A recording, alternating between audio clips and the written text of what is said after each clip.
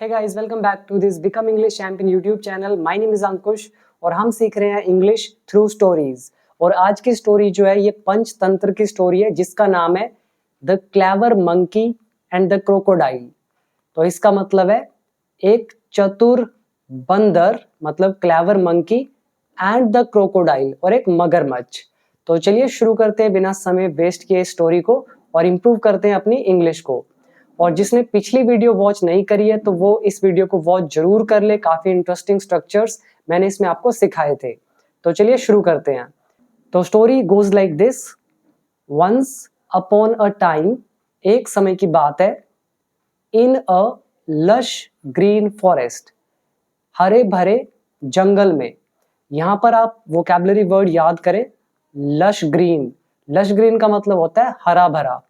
तो एक समय की बात है, एक हरे भरे जंगल में देयर लिव्ड, रहता था। कौन रहता था? अ क्लेवर मंकी, एक चतुर बंदर, नेम्ड, जिसका नाम था भीमा। तो बंदर का नाम क्या था? भीमा। तो यहाँ पे आप दूसरा वर्ड याद करें, क्लेवर। क्लेवर को पॉजिटिवली यूज किया जाता है, जो अपने दिमाग का अच्छा यूज करता है उसको बोलते हैं क्लेवर। He lived, वह रहता था, on a tall tree, एक बड़े पेड़ पर, near, पास में, किसके? a river, एक नदी के पास में, where, जहां पर, he enjoyed swinging, वो enjoy करता था swinging को। swinging मतलब होता है झूलना। झूलता कहाँ था वो? फ्रॉम ब्रांच टू ब्रांच, एक शाखा से दूसरी शाखा पर। पेड़ की शाखा को बोलते हैं ब्रांच। तो जिनको ये नहीं पता वो भी याद कर ले, ब्रांच इज शाखा, स्विंग मतलब झूलना। तो वो एंजॉय करता था स्विंगिंग को फ्रॉम ब्रांच टू ब्रांच, एक पेड़ से दूसरी पेड़ की शाखा पर। एंड और मंचिंग ऑन डिलीशियस फ्रूट्स। तो मंच क्या होता है? मंच का मतलब होता है चबा चबा कर खाना, किसी चीज को चबाना। और डिलीशियस मतलब वेरी टेस्टी, स्वादिष्ट। तो बड़े जो स्वादिष्ट फल थे उनको चबा चबा के मजा लेके खाता था। द रिवर वॉज होम, नदी घर थी। अब यहाँ पे यूज कर रहे हैं होम का। होम मतलब रहने की जगह। और यहाँ पे रिवर के साथ द का यूज हुआ, ऊपर अ का यूज हुआ। तो इसी रिवर की द्वारा से बात हो रही है, इसीलिए द का यूज, और पहली बार बात होती है तो अ का use. The river was home, नदी घर थी, किसके लिए? टू अ कनिंग क्रोकोडाइल, जो चतुर चालाक क्रोकोडाइल था उसका घर था वो नदी। अब यहां पर एक वर्ड याद कीजिए, कनिंग। कनिंग मतलब होता है चालाक। ये दो वर्ड अक्सर लोगों को कंफ्यूज करते हैं, एक होता है कनिंग, एक होता है क्लेवर। क्लेवर पॉजिटिव सेंस के लिए यूज होता है, जिसका मतलब होता है चतुर। कनिंग मतलब हो जाता है चालाक, जो नेगेटिवली यूज करता है अपने दिमाग का। तो क्रोकोडाइल क्या था? बड़ा ही चालाक था, कनिंग था। नेम्ड, जिसका नाम था करना, इसका नाम करण। ठीक, तो बंदर का नाम था भीमा और इसका नाम था करण। द टू हैड, दोनों, द टू हैड बिकम, वे बन गए थे, पास्ट परफेक्ट टेंस। क्या बन गए थे? Unlikely friends. अब अनलाइकली फ्रेंड्स कौन से होते हैं? लाइकली मतलब होता है संभावित, मतलब संभावना है कि बन सकता है, जैसे इंसान इंसान का दोस्त बन सकता है। अब बंदर और मगरमच्छ की दोस्ती थोड़ा सा असंभव सा लगता है, इसलिए ऐसी चीज को बोलते हैं असंभावी, यानी कि अनलाइकली, जो संभव ही ना लगे कि इनकी दोस्ती कैसे होगी। तो ये दोनों बन गए थे अनलाइकली फ्रेंड्स, मतलब असंभावित दोस्त। एंड ऑफन, और अक्सर, चैटेड टुगेदर, और एक साथ बात किया करते थे। व्हेन, जब, द क्रोकोडाइल विजिटेड, जब क्रोकोडाइल मिलने आता था या फिर विजिट करता द रिवर बैंक, नदी के किनारे पर। तो जब भी क्रोकोडाइल नदी के किनारे पर आता तो वे चैट करते एक दूसरे के साथ। अब यहाँ पे वर्ड याद कीजिए, अनलाइकली फ्रेंड्स मतलब असंभावित फ्रेंड्स, जिनकी कोई उम्मीद नहीं होती दोस्त बनने की लेकिन वो बन जाए। ऐसे ही रिवर बैंक, नदी का किनारा, ऑफन मतलब अक्सर, चैटेड ये वर्ब की सेकंड फॉर्म, और विजिट मतलब कहीं पे घूमने जाना या फिर कहीं जाना। तो वो भी आता था, ये बात करते थे। फिर क्या हुआ? वन डे, एक दिन, करना अप्रोच्ड, जो एक दिन करण जो था वो पहुंचा भीमा के पास, मतलब क्रोकोडाइल पहुंचा बंदर के पास, एंड सेड, और कहा। अब ये डबल इन्वर्टेड कॉमास है यहाँ से यहाँ तक, तो ये डायरेक्ट स्पीच कहलाएगी। तो उसने क्या बोला फिर मगरमच्छ ने बंदर को, डियर फ्रेंड, प्यारे दोस्त, माई वाइफ हैज हर्ड, मेरी पत्नी ने सुना है, ये प्रेजेंट परफेक्ट टेंस, तो उसने सुना है, ऑफ योर विजडम, तुम्हारे बुद्धिमता के बारे में, तुम्हारे ज्ञान के बारे में, एंड विशेज, और उसकी इच्छा है। अब यहाँ देखिए विश जो है ये वर्ब की फर्स्ट फॉर्म है, यहाँ पे माई वाइफ जो है ये एक सब्जेक्ट का काम कर रहा है, तो माई वाइफ, और ये एंड से जोड़ रखा है, तो माई वाइफ के बाद ये जो सेंटेंस है इसका भी सब्जेक्ट ये है, और एंड के बाद जो ये लिखा हुआ है इसका सब्जेक्ट भी माई वाइफ। तो माई वाइफ विशेज मतलब उसकी इच्छा भी है, टू मीट मिलने की, यू तुमसे, तो मेरी वाइफ ने तुम्हारी विजडम बुद्धिमता, तुम्हारे ज्ञान, तुम्हारी समझदारी, अकलमंदी के बारे में सुना है, और वो उसकी तुमसे मिलने की इच्छा है।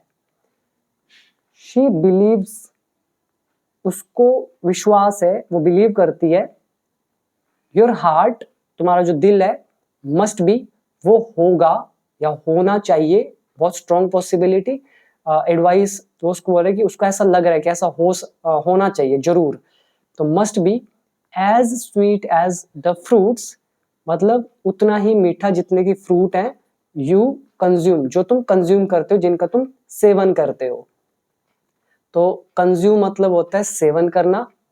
ये हमारा एज स्वीट एज, ये चैप्टर है एज एडजेक्टिव एज का चैप्टर, ये हमारा शुड की जगह पर और विल की जगह पर हम मस्ट भी लगा सकते हैं। अगर प्रेजेंट की बात करें तो would be, must be, may be, might be, तो ज्यादा पॉसिबिलिटी है इसलिए मस्ट बी। तो उसको विश्वास है कि जो तुम्हारा दिल है वो उन फ्रूट्स की तरह स्वीट है जैसे कि तुम खाते हो। वुड यू ऑनर अस, क्या तुम हमें सम्मानित करोगे, विद योर प्रेजेंस, अपनी हाजिरी से, अपनी प्रेजेंस से, on the other side of the river, नदी के दूसरी पार आकर, मतलब वो उसको इनवाइट कर रहे हैं इन शॉर्ट। तो कह रहे हैं वुड यू ऑनर अस, क्या तुम हमें ऑनर करोगे, ऑनर मतलब सम्मानित, एक तरह का इज्जत देना, और कैसे इज्जत दोगे, अपनी प्रेजेंस से, अपनी मौजूदगी से। यहाँ पे याद रखिए प्रेजेंस मतलब मौजूदगी, ऑनर मतलब किसी को बहुत इज्जत और सम्मान देना, और अपनी प्रेजेंस कहाँ पर, नदी के दूसरी पार। तो ये उसने उसके सामने क्या रखा, एक अपनी बात रखी बंदर के आगे। Bhima was hesitant at first मतलब पहली बार, फर्स्ट शुरू में, हेजिटेंट ये वर्ड आपको आना चाहिए। हेजिटेंट का मतलब होता है अनिच्छुक, यानी कि हिचकिचाना। तो ही वॉज हेजिटेंट, वो थोड़ा सा हिचकिचाया, एट फर्स्ट पहली बार, नोइंग दैट ये जानते हुए कि ही वुड बी वल्नरेबल, वो काफी कमजोर होगा। वल्नरेबल क्या होता है, कमजोर, बड़ा ही नाजुक, तो वो बहुत कमजोर होगा। On the crocodiles back, crocodile के पीठ पर, मतलब उसको एक तरह से डर है, क्रोकोडाइल स्ट्रॉन्ग है और वो काफी वीक है, तो क्या हुआ, उसको थोड़ा सा हेजिटेंट हुआ वो एट फर्स्ट। बट लेकिन पहले यहाँ पे एक वर्ड याद कीजिए, वल्नरेबल यानी कि कमजोर, वीक। तो भीमा हेजिटेंट था पहली बार ये जानते हुए कि क्रोकोडाइल की बैक पर वो काफी वल्नरेबल है, कमजोर होगा। और ये टेंस कौन सा है, ये अगर आप देखें तो भीमा वॉज हेजिटेंट, ये पास्ट में है, फिर हमने दैट के साथ जोड़ा हुआ है, दैट के बाद विल आएगा, विल की जगह हमने कर दिया वुड। आगे लिखा है but he was also known, लेकिन उसको जाना जाता था बंदर को, फॉर के लिए, किस चीज के लिए, हिज विट, उसकी हाजिर जवाबी के लिए, एंड क्विक थिंकिंग, और उसकी जो ये क्विक सोच थी, मतलब सोचने की एबिलिटी, उसकी वजह से बंदर को जाना जाता था, उस भीमा को। तो ये जो है ही वॉज नोन, ये जो नोन है ये वर्ब की थर्ड फॉर्म है, ये हमारा पैसिव वॉइस का टेंस है, पास्ट इंडेफिनिट। तो ही वॉज नोन, उसको जाना जाता था, फॉर हिज विट, उसकी तीक्ष्ण बुद्धि के लिए। विट बोलते हैं तीक्ष्ण बुद्धि या फिर हाजिर जवाबी। और इसके बाद आगे लिखा है ही रिप्लाइड, अब उसने रिप्लाई किया, मतलब वो भीमा रिप्लाई कर रहा है, यहां से लेकर उसने यहां तक क्या कहा, I would love to meet, मैं मिलना चाहूंगा। वुड लाइक टू का चैप्टर बहुत पसंद हो तो would love to, I would love to meet your wife, मैं तुम्हारी वाइफ से मिलना चाहूंगा, बट लेकिन how will I cross the river, लेकिन मैं नदी को कैसे क्रॉस करूंगा। आई कांट स्विम, मैं तैर नहीं सकता हूं, लाइक यू डू, जैसे कि तुम तैरते हो। करना थॉट, अब कर्ण ने सोचा, उस क्रोकोडाइल ने सोचा, फॉर अ मोमेंट, कुछ क्षण के लिए, एंड देन सेड, और फिर कहा। अब यहां से लेकर यहां तक उसने क्या बोला, डोंट वरी माई फ्रेंड, चिंता मत करो मेरे दोस्त, आई विल कैरी यू, मैं तुम्हें उठाकर ले जाऊंगा, ऑन माई बैक, अपनी पीठ पर। तो जब कोई भी चीज किसी को उठाकर ले जाए, चाहे हम अपने हाथों में लैपटॉप उठाकर ले जाएं, तो उसको भी कैरी बोलते हैं। ऐसी वो उसको लेकर जाएगा तो कैरी करेगा। तो उसने कुछ पल के लिए सोचा और कहा कि चिंता मत करो दोस्त, मैं तुम्हें अपनी पीठ पर लेकर जाऊंगा। यू कैन ट्रस्ट मी, तुम मुझ पर विश्वास कर सकते हो। नाउ द मंकी, जो मंकी था, अब यहाँ पे देखिए नीचे ये कोमाज लगे हुए हैं, तो मंकी जो था, रियलाइज्ड, उसको एहसास हुआ, he needed to be cautious, कि उसको सतर्क होने की जरूरत थी। कॉशियस मतलब होता है विजिलेंट, विजिलेंट होता है सतर्क, मतलब सावधान। तो मंकी को एहसास हुआ कि उसको कॉशियस या फिर विजिलेंट, सतर्क होने की जरूरत थी। अब ये जो बीच में लिखा है इसको भी पढ़ते हैं। जो मंकी था, अवेयर ऑफ, वो अवेयर था of the crocodile's deceptive nature, nature मतलब उसका स्वभाव, उसका नेचर, डिसिप्टिव मतलब छलिया, जो छल दे, जो धोखा दे दे, ऐसा कोई नेचर हो तो हम बोलेंगे उसका नेचर कैसा, डिसिप्टिव नेचर है। तो यहाँ पे अपोस्ट्रोफ एस का यूज है, इसका मतलब क्रोकोडाइल का ये जो छलिया नेचर है, तो बंदर इसके बारे में अवेयर था और उसको एहसास हो गया था कि उसको सतर्क रहने की जरूरत है। ही स्माइल्ड, यानी कि वो बंदर मुस्कुराया, एंड अग्रीड, और सहमत हो गया, टू अकम्पनी, साथ जाने के लिए। अकम्पनी यहाँ पे वर्ड है जिसको आपको याद करना है। अकम्पनी मतलब किसी के साथ जाना, अग्री सहमत होना। तो वो मुस्कुराया और सहमत हो गया अकम्पनी करने के लिए, किसकी, करण की, अक्रॉस द रिवर, नदी के पार जाने के लिए। तो इन शॉर्ट, बंदर मुस्कुराया और सहमत हो गया करण के साथ नदी के उस पार जाने के लिए। एज दे स्वैम, जैसे वे मतलब तैरने लगे, भीमा ऑब्जर्व्ड, भीमा बंदर ने ऑब्जर्व किया, द क्रोकोडाइल्स इंक्रीजिंग स्पीड, तो बंदर ने देखा कि जो क्रोकोडाइल की स्पीड है वो इंक्रीज हो गई थी, एंड रियलाइज्ड दैट, और उसको एहसास हुआ कि करण हैड अल्टीरियर मोटिव्स, मोटिव्स मतलब कोई उद्देश्य होना, और अल्टीरियर मतलब होता है कोई ना कोई डिसिप्टिव, जिसको सीक्रेट बोलते हैं हम लोग, इसको आप याद कर लें पहले। अल्टीरियर मतलब होता है सीक्रेट, और मोटिव्स मतलब उद्देश्य, ऑब्जेक्टिव। तो जैसे वे स्विमिंग करने लगे तो भीमा ने ऑब्जर्व किया, बंदर ने ऑब्जर्व किया क्रोकोडाइल की बढ़ी हुई स्पीड को, और उसको एहसास हो गया कि करण का कोई ना कोई सीक्रेट मोटिव है, उद्देश्य है। He needed to come up with a plan, तो उसको एक प्लान के साथ आने की जरूरत थी। तो he needed to come up, इसका मतलब किसी चीज के साथ आने की जरूरत होना, तो पास्ट की बात है, तो उसको एक प्लान के साथ आना चाहिए था, टू सेव हिमसेल्फ, खुद को बचाने के लिए। द क्लेवर मंकी, ये जो चालाक बंदर था, चतुर बंदर, बिगेन टू स्पीक काइंडली, वो बड़े ही काइंडली मतलब प्रेम से, बड़ी दया के साथ बोलने लगा। अब क्या बोला उसने, डियर करना, प्यारे करना, you are the fastest swimmer, तुम सबसे तेज स्विमर हो, आई हैव एवर सीन, जिसे आज तक मैंने देखा है। आई एम इम्प्रेस्ड, मैं इम्प्रेस्ड हूं, प्रभावित हूं, बाय योर स्किल्स, तुम्हारे स्किल से। बट लेकिन, डू यू नो, क्या तुम्हें पता है, वाई, क्यों, you are so strong and powerful, कि तुम इतने स्ट्रॉन्ग और पावरफुल क्यों हो। तो वो बंदर उसको बोल रहा है, क्या तुम्हें पता है तुम इतने स्ट्रॉन्ग और पावरफुल क्यों हो। क्यूरियस, क्यूरियस मतलब जिज्ञासु, जानने का इच्छुक होना। तो क्यूरियस करना आस्क्ड, तो जिज्ञासु करण ने जिज्ञासु होते हुए पूछा उसने। नो भीमा, नहीं भीमा, प्लीज एनलाइटन मी, नहीं मुझे बताओ। यहाँ पे एक वर्ड आया एनलाइटन, एनलाइटन मतलब क्या होता है, निर्वाण पाना या परम ज्ञान को प्राप्त करना, मतलब प्योर फॉर्म ऑफ नॉलेज होती है उसको बोलते हैं एनलाइटन। तो प्लीज एनलाइटन मी, यानी कि मुझे बताओ, मुझे ज्ञान दो। The monkey smiled and said, तो बंदर मुस्कुराया और उसने कहा, अब ये यहां से लेकर और यहां तक नीचे, तो उसने क्या बोला, द सीक्रेट लाइज, सीक्रेट जो है वो है किसके बीच में है, इन द मैजिकल हार्ट, जो ये जादुई जो दिल है, हार्ट है, उसके अंदर लाई करता है, उसके अंदर है। कौन सा मैजिकल हार्ट, आई पजेस, जो मेरे पास है। तो कह रहा है सीक्रेट तो उस मैजिकल हार्ट में है जो मेरे पास है। तो यहाँ पे पजेस का मतलब होता है अधिकार में होना। अब लाई, लाई का मतलब क्या होता है, किसी चीज में होना। जैसे लोगों को पता नहीं होता कि उनकी प्रॉब्लम कहाँ पर है, people don't know where their problems lie. तो आई होप यहाँ तक समझ में आया। तो उसने ये एक बहाना बना दिया कि मेरे मैजिकल हार्ट जो मेरे पास है उसके अंदर है वो सीक्रेट जो तुम्हें बताएगा कि तुम इतने स्ट्रॉन्ग और पावरफुल क्यों हो। It is hidden deep inside, कह रहे इट इज हिडन, ये छिपा हुआ है। यहाँ पे हिडन एक एडजेक्टिव है, इट इज हिडन वो छुपा हुआ है, डीप गहराई में, इनसाइड माई बॉडी मेरे बॉडी के अंदर, एंड इज सेड और कहा जाता है, टू ग्रांट कि वो प्रदान करता है, इमेंस स्ट्रेंथ बहुत ही ज्यादा स्ट्रेंथ एंड एनर्जी।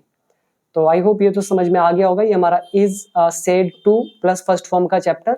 इमेंस ये एक वर्ड है, इसको अच्छे से याद कर लो। इमेंस मतलब होता है बहुत ही गहरा। आगे लिखा है, if you could bring me back safely, अगर तुम मुझे वापस सुरक्षित ले जा सकते हो, if you could bring me back safely मतलब अगर तुम सुरक्षित मुझे वापस लेकर जा सकते हो, टू द ट्री पेड़ पर, तो क्या होगा, आई वुड बी विलिंग, तो मैं इच्छुक होऊंगा, टू ऑफर यू तुम्हें ऑफर करते हुए वो, माई हार्ट अपने दिल को एज अ गिफ्ट। तो इन शॉर्ट कह रहा है कि अगर तुम मुझे सेफली सुरक्षित पेड़ के पास वापस अगर ले जा सकते हो तो मैं बहुत इच्छुक होऊंगा अपने जो दिल को एज अ गिफ्ट तुम्हें ऑफर करने के लिए। करनाज आईज वाइडन्ड विद ग्रीड, तो उस मगरमच्छ की आंखें चौड़ी हो गई लालच के साथ, उसको लगा कि बहुत कुछ मिलेगा, तो विद ग्रीड के साथ वाइडन होगी, चौड़ी होगी। द आइडिया ऑफ पजेसिंग, जो ये आइडिया था, कौन सा आइडिया, ऑफ पजेसिंग अपने अधिकार में लेने का, किस चीज को, सच अ पावरफुल हार्ट इतना जो ताकतवर दिल है उसको, तो ये जो आइडिया था इस पावरफुल हार्ट को अधिकार में लेने का, वॉज इररेजिस्टिबल मतलब इससे बचना आसान नहीं था। तो ये वर्ड पहले आप याद कीजिए, इररेजिस्टिबल, रेजिस्टिबल होता है जिससे बचा जा सके, इररेजिस्टिबल जिससे बचा ना जा सके। तो ये इस आइडिया से वो भी नहीं बच पाया, उसको लालच आ गया। ही अग्रीड वो सहमत हो गया, विदाउट हेजिटेशन बिना किसी हिचकिचाहट के, एंड और स्वयं फास्टर और भी तेजी से उसने स्विम किया, टुवर्ड्स द रिवर बैंक नदी के किनारे की ओर। इसके आगे, तो आगे लिखा है जस्ट एज जैसे ही। तो गाइस ये एक चीज और मैं आपको बता दूं, जितना भी इसमें रूल्स यूज हुए हैं सारे रूल्स मैंने आपको सिखाए हैं। आप में से कोई भी अगर इस चैनल पे न्यू है, पहली बार वीडियो देख रहे हैं, या फिर जो ओल्ड स्टूडेंट्स हैं जिनका इंटरेस्ट है इंग्लिश को सीखने में, तो वो मेरे 1 ईयर कोर्स से पूरी इंग्लिश को स्टेप बाय स्टेप सीख सकते हैं, जिसमें 600 प्लस वीडियोज हैं और A to Z कॉन्सेप्ट्स वहां पे कवर किए गए हैं विद सो मेनी एग्जांपल्स। तो अगर ज्वाइन करना चाहते हैं तो बिकम इंग्लिश चैंपियन ऐप आप डाउनलोड कर सकते हैं। तो इसका लिंक आपको नीचे डिस्क्रिप्शन बॉक्स में मिल जाएगा, या फिर प्ले स्टोर से भी आप सीधा टाइप करें बिकम इंग्लिश चैंपियन और वहां से इसको डाउनलोड करके and join my 1 year course. तो आगे बढ़ते हैं, जस्ट एज जैसे ही, दे रीच्ड द शोर जैसे वो शोर पर पहुंचे, शोर मतलब किनारा, जैसे ही वे किनारे पर पहुंचे, भीमा क्विकली जो बंदर था क्विकली क्लाइम्ड अप वो चढ़ गया, द ट्री पेड़ पर, एंड आउट ऑफ करनाज रीच और करण की रीच से परे हो गया। आउट ऑफ रीच मतलब पहुंच से परे हो जाना, मतलब क्रोकोडाइल उसको कुछ नहीं कर सकता था। अब क्या हुआ, द क्रोकोडाइल फेल्ट, अब क्रोकोडाइल को महसूस हुआ, उसको फील हुआ, कैसा फील हुआ, बिट्रेड यानी कि उसके साथ विश्वासघात हुआ है। तो ये वर्ड याद कीजिए, बिट्रेड, बिट्रेड मतलब विश्वासघात जिसके साथ हो जाए उसको बोलते हैं बिट्रेड, कि उसके साथ विश्वासघात हुआ है, तो उसको भी ऐसा महसूस हुआ। एंड एंग्री और उसको गुस्सा भी महसूस हुआ। ही प्लीडेड, तो यहाँ पे प्लीड मतलब होता है गिड़गिड़ाना, दया मांगना, भीख मांगना। ही प्लीडेड विद द मंकी, तो उसने बंदर के आगे थोड़ी सी गिड़गिड़ाकर दया मांगी, भीख मांगी। क्या बोला? Bhima please do not leave me empty handed, मुझे खाली हाथ मत छोड़ो। I was only thinking of, मैं तो केवल सोच रहा था, माई फैमिलीज वेलबींग, केवल अपने परिवार के वेलबींग के लिए। भीमा लुक्ड डाउन, अब उस बंदर ने नीचे देखा, एंड रिप्लाइड, और उसने जवाब दिया। क्या बोला? यहां से लेकर यहां तक इसने बोला करना, ट्रू फ्रेंडशिप इज बिल्ट, जो सच्ची दोस्ती होती है, इज बिल्ट वो बनी होती है, ऑन ट्रस्ट विश्वास पर, एंड ऑनेस्टी और ईमानदारी पर। यू ब्रोक दैट ट्रस्ट, तुमने उस विश्वास को तोड़ा, बाय ट्राइंग टू हार्म मी, मुझे चोट पहुंचाने की कोशिश करके। I can't give you my heart, मैं तुम्हें अपना दिल नहीं दे सकता हूं, बट लेकिन I can offer you my wisdom, लेकिन मैं तुम्हें अपना ज्ञान दे सकता हूं। फ्रॉम नाउ ऑन, अब से, इसको भी आप याद कीजिए, काफी अच्छा है। फ्रॉम नाउ ऑन या फिर फ्रॉम नाउ ऑनवर्ड्स या फिर हैंसफर्थ, तो अब से प्रॉमिस, वादा करो, टू बी ऑनेस्ट, कि तुम ईमानदार होगे, एंड ट्रस्टवर्दी, और ट्रस्टवर्दी होगे मतलब विश्वास लायक होगे, एंड और you will find true friendship, और तुम्हें सच्ची दोस्ती मिल जाएगी। The crocodile realized the error of his ways, तो उसके जो ये रास्ते थे, वेज थे, तो उनमें जो एरर था मतलब जो गलतियां थी उसके तरीकों में, तो उसको एहसास हुआ क्रोकोडाइल को, उसके वेज में एरर जो मिस्टेक्स थे उनका, एंड अपोलोजाइज्ड, और फिर उसने माफी मांगी, सिंसियरली मतलब ईमानदारी के साथ। फ्रॉम दैट डे फॉरवर्ड, तो उस दिन के आगे से कर्ना एंड भीमा, तो उस दिन के आगे से करण और भीमा ने मेंटेन्ड देयर फ्रेंडशिप, तो उन्होंने अपनी दोस्ती को जारी रखा, based on truth and integrity, सच के दम पर, एंड इंटीग्रिटी यानी कि ऑनेस्टी के दम पर, ईमानदारी। तो आई होप यहां तक स्टोरी समझ में आई। आगे लिखा है द पंचतंत्र स्टोरी, जो पंचतंत्र की स्टोरी है, ऑफ द क्लेवर मंकी, इस चतुर बंदर की, एंड द क्रोकोडाइल की, टीचेस अस, ये हमें सिखाती है, दैट की ट्रस्ट एंड ऑनेस्टी, विश्वास और ईमानदारी, आर द पिलर्स, ये खंबे हैं, पिलर्स मतलब खंबे, ऑफ एनी ट्रू फ्रेंडशिप, कोई भी सच्ची दोस्ती है उसका जो पिलर है, जिन पर वो दोस्ती खड़ी है, तो उसके जो दो फैक्टर्स है वो है trust and honesty. I hope कि आपको ये स्टोरी में मजा आया होगा, तो कमेंट सेक्शन में मुझे जरूर बताइएगा कि स्टोरी कैसी लगी, और जिसको इंग्लिश को सीखना है बिल्कुल स्टेप बाय स्टेप, तो वो मेरा 1 ईयर कोर्स डेफिनेटली ज्वाइन करें, लिंक दिया है नीचे डिस्क्रिप्शन बॉक्स में, और पिछली वीडियो को वॉच जरूर करें, काफी कुछ है सीखने के लिए। तो अभी मिलते हैं अगली वीडियो में एक और इंटरेस्टिंग स्टोरी के साथ, तो अभी दीजिए इजाजत, थैंक यू।